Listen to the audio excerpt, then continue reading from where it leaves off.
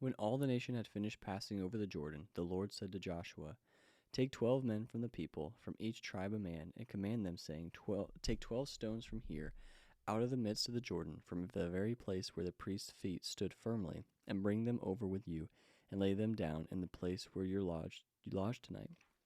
Then Joshua called the 12 men from the people of Israel, whom he had appointed, a man from each tribe. And Joshua said to them, "Pass on before the ark of the Lord your God into the midst of the Jordan. Take up each of you a stone upon his shoulder, according to the number of the tribes of the people of Israel, that this may be a sign among you. When your children ask in time to come, 'What do these stones mean to you?' then you shall tell them that the waters of the Jordan were cut off before the ark of the covenant of the Lord. When it was passed over the Jordan, the waters of the Jordan were cut off. So these stones shall be to the people of Israel a memorial forever." And the people of Israel did just as Joshua commanded, and took up 12 stones out of the midst of the Jordan, according to the number of the tribes of the people of Israel, just as the Lord told Joshua.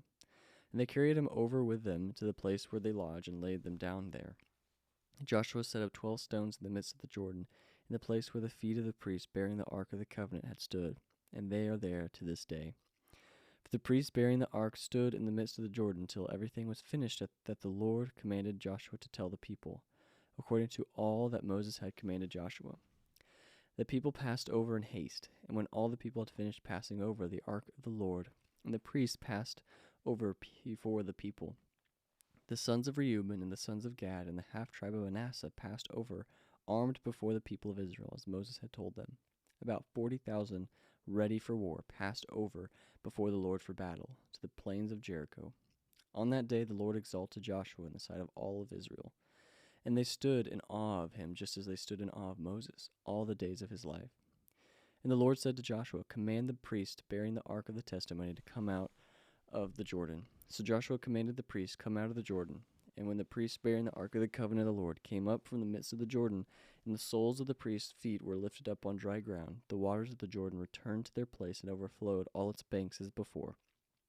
The people came up out of the Jordan, and on the 10th day of the first month they encamped at Gilgal, on the east border of Jericho. And those 12 stones which they took out of the Jordan, Joshua set up at Gilgal. And he said to the people of Israel, "When your children ask their fathers in times to come, 'What do these stones mean?' then you shall let your children know, Israel passed over this Jordan on dry ground.